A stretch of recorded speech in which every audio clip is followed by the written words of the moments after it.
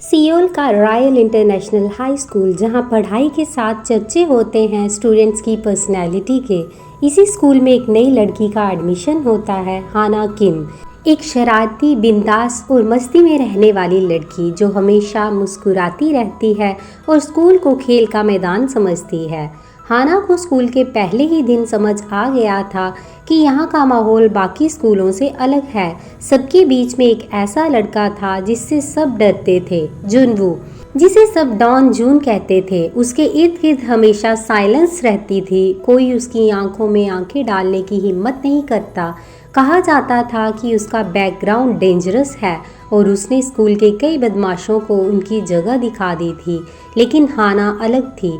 पहले ही दिन वो जुनवू से टकरा जाती है, किताबें गिरती हैं और बिना डर के वो उसके सामने खड़ी हो जाती है, मुस्कुराते हुए।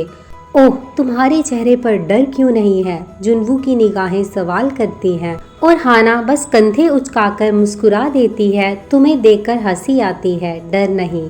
स्कूल में खलबली मच जाती है। कोई लड़की डॉन जून से ऐसे बात करने की हिम्मत कर गई। स्कूल में हाना और जुनवू की टक्कर अब सबके लिए एक एंटरटेनमेंट बन चुकी थी। क्लासरूम हो या कैंटीन, जब जब दोनों सामने आते कुछ न कुछ बवाल ज़रूर होता।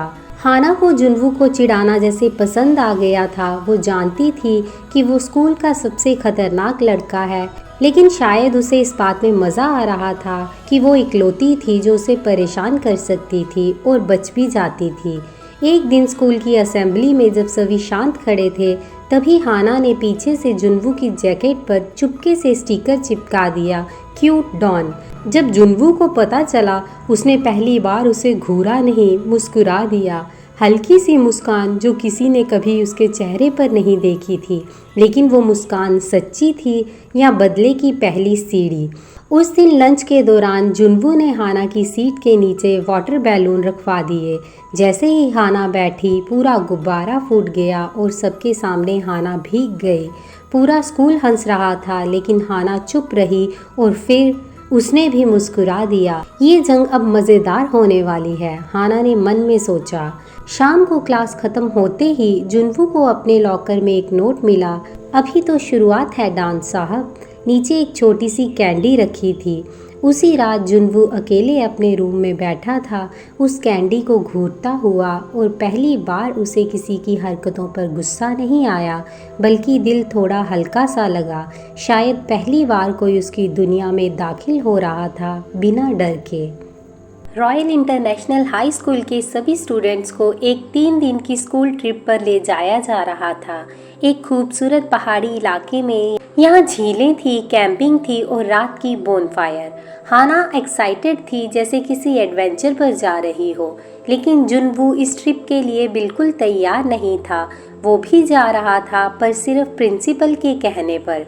बस में बैठते ही हाना ने तय कर लिया, ये ट्रिप उसकी सबसे बड़ी शरारतों वाली लिस्ट में जाने वाली है और उसका पहला टारगेट वही था, डॉन जून।